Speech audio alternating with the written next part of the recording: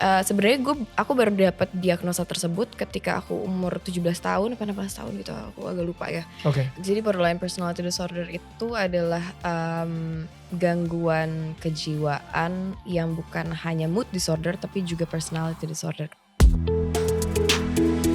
Hai, ini gua Daniel, tetangga kamu. Di sini gua akan ngobrol dengan tetangga gua tentang perjalanan hidup mereka dari kacamata spiritual di saat mereka mengalami situasi tidak pasti dan kekhawatiran, sampai bisa kembali bangkit menjadi orang yang lebih kuat dari sebelumnya. It's gonna be very exclusive and inspiring. Hey guys, kembali lagi di Daniel Tetangga Kamu bersama gue dan juga ada Viola dan Ariel Tatum di sini. Guys, kalau misalnya kalian pengen dapetin quotes-quotes, ini banyak banget quotes-quotesnya Ariel Tatum yang instagramable banget. Jangan lupa untuk posting juga di IG story kamu dan tag kita di @danielmanata_network atau di @danieltetangga_kamu. Dan di situ juga ada kumpulan quotes dari para tetangga-tetangga kita lainnya. Anyway, kita balik lagi ke Ariel ya. Ariel, lu sendiri kan bilang barusan kayak ketika lu umur 25, lu akhirnya ngerti jati diri lu siapa. Yes. Dan lu bisa ngerasa kayak, nope, you know what, no matter what people say, gue tahu siapa diri gue, you know your personality dan lain-lain gitu kan. Nah berarti journey-nya dari umur 13 tersebut sampai umur 25 gitu ya, having that menemukan jati diri itu yang lumayan menarik banget nih. Nah, what is borderline personality disorder?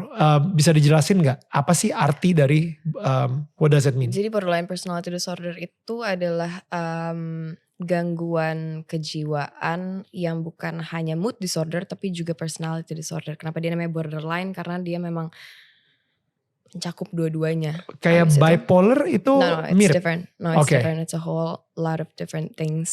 Cuma sebenarnya aku baru dapat diagnosa tersebut ketika aku umur 17 tahun apa 16 tahun gitu. Aku agak lupa ya. Karena sempat ada internal battle juga tentang do I really wanna label myself that way. Dulu tuh aku kayak gue gak mau. Pokoknya I just wanna feel better, I just wanna be better. Gue gak mau tahu apa itu diagnosanya. Pokoknya I feel this and that and this and that. Kasih tahu aja gue harus ngapain gitu. Right. Sampai akhirnya aku ngerasa bahwa ternyata aku butuh tahu diagnosanya sehingga aku tahu ketika gejala-gejalanya datang, di mana di batas mana gejala-gejala itu datang yang sudah nggak wajar dan harus aku atasi gitu. Karena BPD itu gejalanya agak nyaru. Mood swingsnya ekstrim tapi nggak tahu batasnya di mana. Terus the empty feelings itu ekstrim tapi nggak tahu juga batasnya di mana. Karena pada saat itu aku kan masih teenager, masih puber. Kayak it's normal things. Kalau misalnya aku ngomong secara biasa, secara lewatan doang, orang mungkin bisa pikir ya udah wajar, lagi hormonal, lagi puber gitu.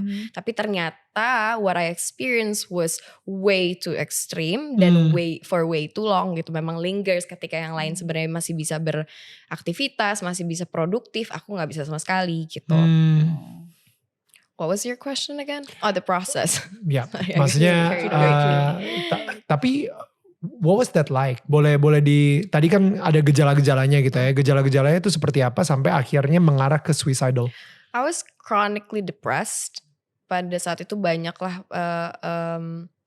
Karena dulu tuh aku ganti-ganti psikolog terus karena aku gak nyaman. Abis itu aku ganti lagi. Aku gak senang sama apa yang dia kasih tahu ke aku. Abis itu aku ganti lagi. Jadi ada beberapa banyak diagnosa belum finalnya. Tapi aku udah pindah-pindah. Tapi aku ngerasa tuh apa ya, chronic emptiness. I was severely depressed. Aku benar-benar gak bisa berfungsi sama sekali. Aku gak bisa berinteraksi sama orang. I get a lot of anxiety and panic attacks. Abis itu karena there's this immense numbness that I felt. Jadi banyak percobaan self harm dan juga hal-hal yang lainnya yang tidak seharusnya aku lakukan gitu. Just to feel something. Yes. Okay. Tapi pada saat itu akhirnya aku bersyukur banget sih. Aku gak tahu kenapa di saat usia 13 itu aku masih punya kesadaran untuk no, this is not normal. I need to do something about this. Akhirnya aku ngomong sama orang tuaku bahwa aku butuh bantuan profesional. Ada rasa takut karena biar gimana pun dulu pun aku sadar bahwa mencari bantuan psikolog dan psikiater itu masih hal yang dianggap tabu sama masyarakat Indonesia gitu loh. Yeah. Aku pada saat itu takut ketika mau ngomong sama orang tuaku, ntar mereka malu gak ya? Ntar mereka mikir gue gila apa enggak ya? Apa gimana, ntar gue malah diasingkan apa gimana? Tapi ternyata aku bersyukur banget orang tua aku sama sekali tidak ada di dalam stigma tersebut. Dan I get all the support and all the love that I needed back then gitu loh. Amazing parents. I Yeah. love them so much. I'm so grateful for them. Yeah. Gitu sih. I just want to ask a bit more because I remember feeling a little bit like that after giving birth. Okay. I had this extreme emptiness. And Okay. did you have any outer body experiences, or did you sometimes watch yourself from the outside? I think that's like another different thing. Okay, I just wanted to know, like, Yes, but Yeah, I don't yeah, think yeah. that's berarti psychological ada. thing gitu deh. Oh, I don't know. Enggak, maksudnya Nggak kayak tahu. gini. No, because Jadi- for me it I was don't know linked though. with numbness and emptiness. I would like be a bit out of myself and I would watch myself. Like Yeah, that not really happened to me as outside. well. I would watch myself laugh. I would watch myself engage with people. I was just like, I felt like I was detached from myself. Oh ya, betul. You felt like that Yes, too? of course. Okay, yeah, I just wanted to know that. I don't know if that's important or not, but yeah. No, of course it's No, because important. I felt like Yeah. that when I was maybe it After- was postpartum depression, Mm-mm. but it was never diagnosed because I thought, oh, it just sucks being a young mom and waking up 5 times at night to take care of the baby, and it was just like so hard. But everyone was going through that, so I never really got help and I never really got okay, a diagnosis. But it sounds really similar to what you experienced, Yeah, of just that I course. never went to suicidal. Yeah. That's good to know. But did you Yeah. like talk to friends and stuff about that? Do you share it with anyone? I think I shared it with Daniel, but he wouldn't know. Yeah, I'm kind of anything. useless. It's like he's like, Jangan gitu I'm juga like, dong. I remember I was like, maybe I should go to Bali and do yoga and find myself. Because I remember I had the cake shop back then. Uh-uh. And I thought, oh man, like I'm already doing all these things, but they're not fulfilling me. I still feel so empty, And I thought maybe I'm it's so sorry. maybe I'm not doing the right job, and like the child is not fulfilling me, the husband's not fulfilling me. Maybe I need to go to Bali. Remember that? And maybe I need to go to Bali and do some meditation and healing. But I mean, for some people that would be Yeah, really of what course, helps. But I remember going, and he said, "Yeah, go. Maybe it's gonna make you feel better." And it just didn't for me, Okay. So How long I- did it last though? for me, it's like a whole nother story. Like it lasted for a year, I think. I'm so But I didn't sorry get to hear help. that. But it had a different story how it went away. Okay. But we want to focus on your story. Okay. But it's just really interesting for me to hear your story because it feels very similar to what I felt, So it's really interesting. Yeah. No. Yeah. So So, do you Anyway. something? tapi aku interest banget sama cerita yang Raffi I'm Ahmad. so sorry. I feel like I'm No, interrupting this I'm really interview interested in your story. So now it becomes No, like my help. just No. yeah, keep going. No, I'm done. No, I'm you done know, asking. You know, we'll talk about this Yeah. off camera. Yeah. Oh, yeah. it's okay. Yeah. It's okay. But in when people feel that, Huh? it's not normal. I think everyone should know Yes. it's not normal to feel this depression for so long. It's not normal to feel empty constantly. It's not normal to feel numb. It's not normal that you cannot feel any feelings of joy or sadness or anger. Because I felt nothing. I remember I felt nothing. Just like you said, you felt Yes. nothing, right? You Yeah. felt so numb. It's not normal. And if you have been feeling this for a long time, no matter what place in your life you are right now, it's okay to Seek help. seek help. Yes, Yeah. you should. Yeah. Harus banget. Jangan, Yeah. Pak. Karena aku ngerasa gini, orang suka nanya ya. Tapi maksudnya stres itu kan wajar.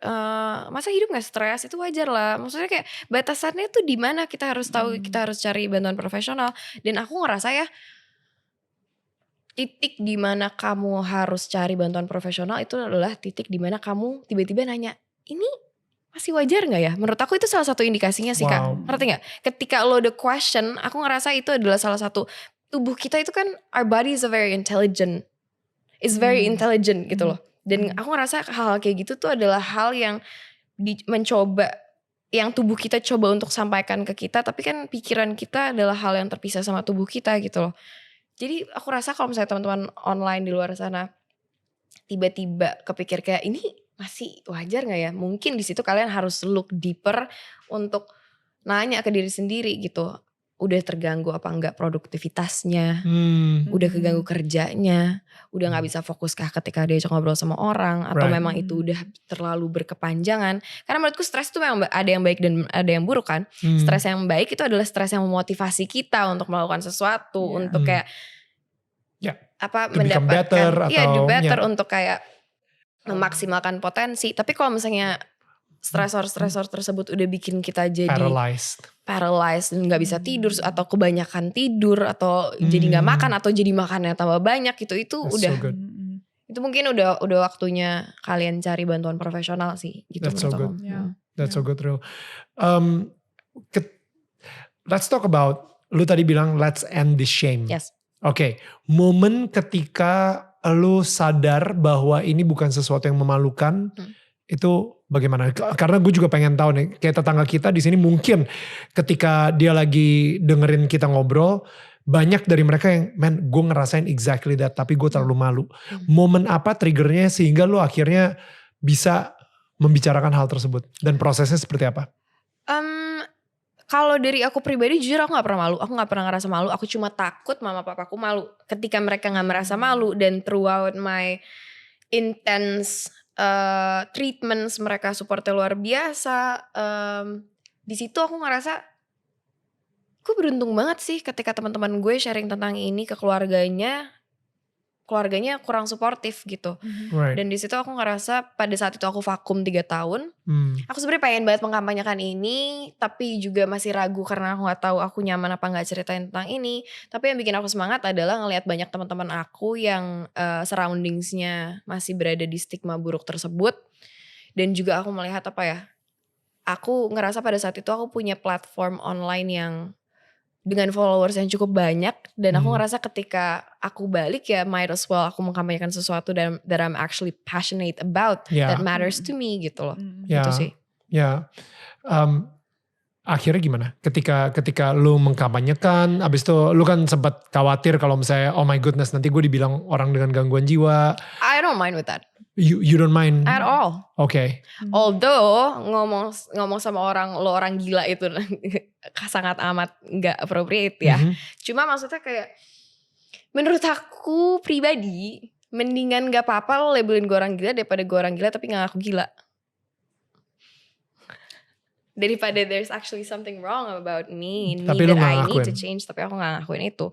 Aku mengakui pada saat itu memang aku secara mental tidak stabil, I couldn't function well, tapi at least I seek help gitu. Gitu sih, jadi aku gak apa-apa kalau misalnya orang, bahkan pas aku mulai kampanyein kesehatan mental, karena aku habis vakum lama, orang-orang kayak, itu Sheryl Tatum tuh ngapain sih kayak gitu, cari perhatian banget, udah gak laku ya. Yeah, well. But then again, kita gak bisa mengontrol komen orang. Iya, gak bisa nutup mulut semua orang, jadi ya udah. Kan toh niatnya gak di situ, jadi ya udah. Yeah, you know yourself.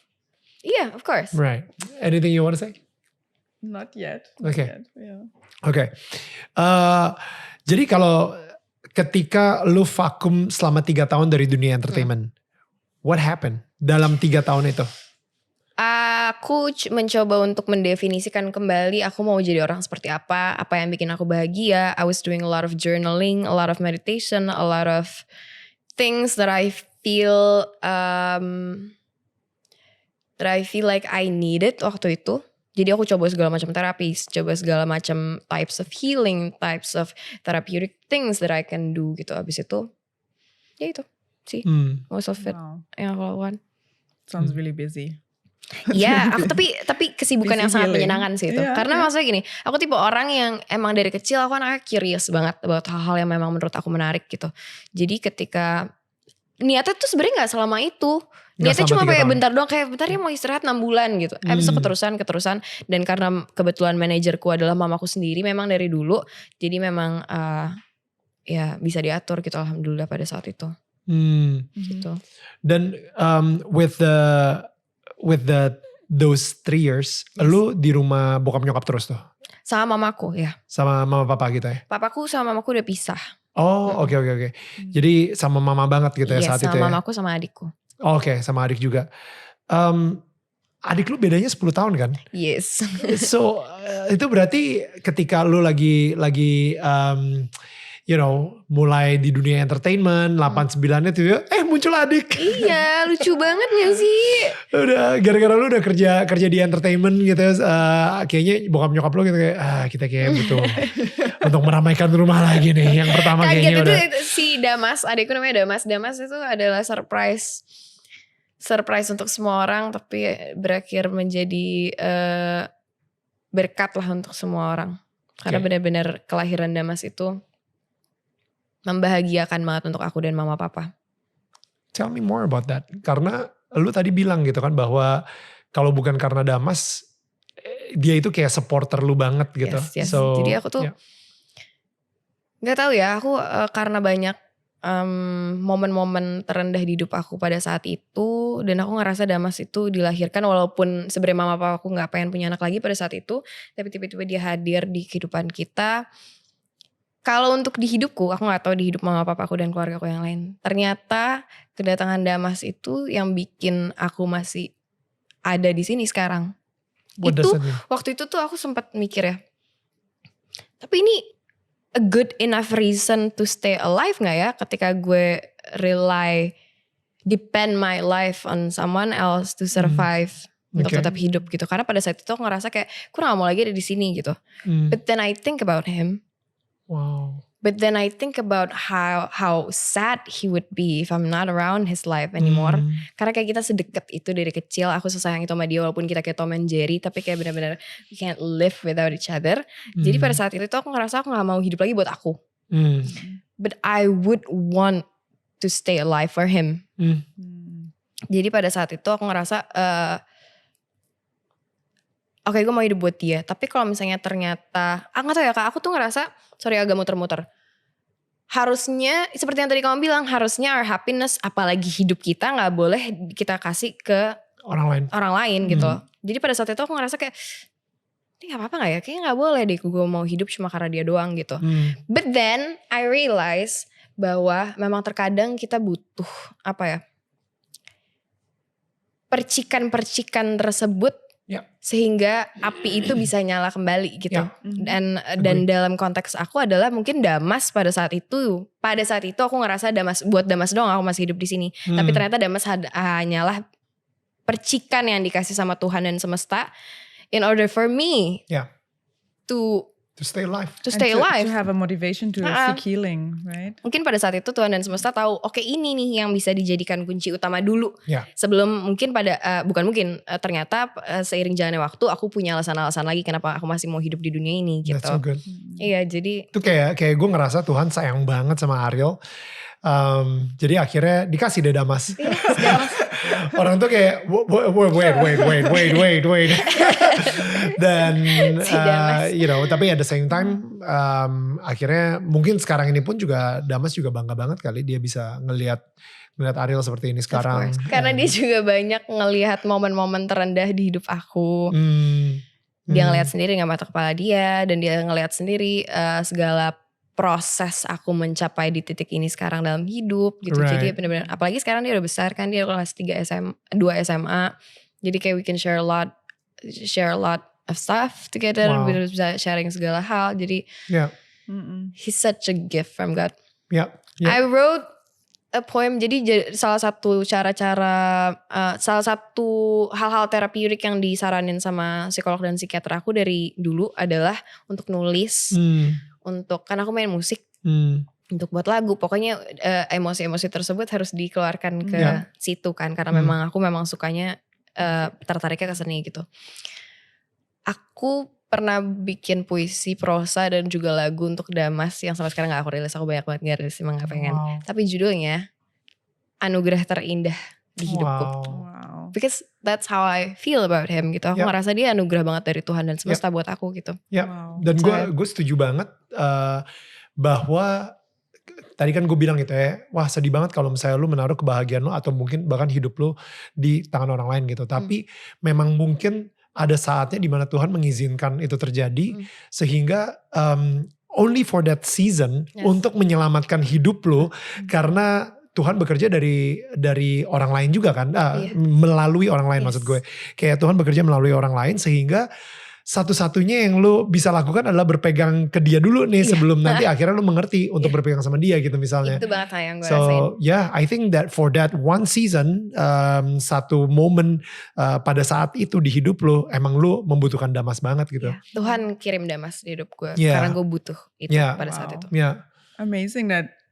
Does your brother know that you Of talk course. about him like that? Of course. And think he's so proud of it. Tolong ya gak usah nonton di sini. Well, if any of the viewers have a sibling that they want to say thank you to, don't forget to thank your siblings because I think we don't really honor our siblings Iya, usually.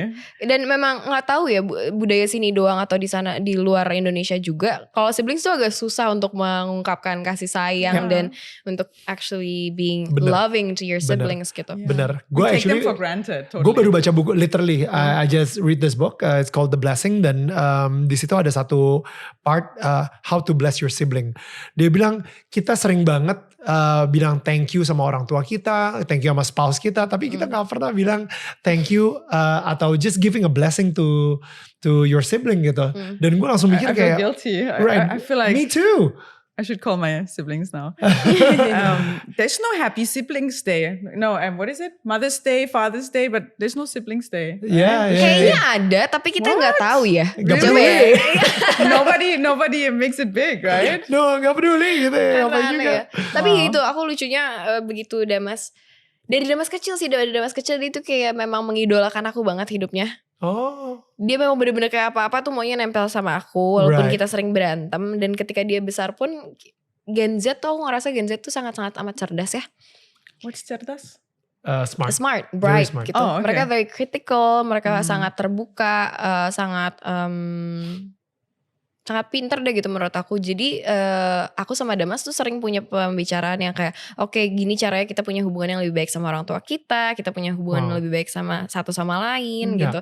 Jadi tapi Tom and Jerry-nya tetap tapi at times like kita ngerasa kayak oke, ini kita udah keterlaluan, udah kita sayang-sayang kayak I'm so proud of you, bangga, are you happy, are you okay, kita checking up on each other. Tapi abis itu kayak berantem lagi. Tapi abis itu kayak dam kamu gimana, ya hati-hati ya, terus peluk gitu, kayak mencoba. Tapi bisa, tapi emang gak afdol aja gitu rasanya kalau gak pakai berantem. Jadi tetap saling menyayangi iya, tapi saling menindas juga iya gitu. Karena itu benar-benar definisi yang selama ini aku pikir bahwa you cannot change things, you can only change how you perceive that things gitu loh. Dengan energi aku yang utuh, yang gak lagi capek, dan dengan kasih gitu loh Kak.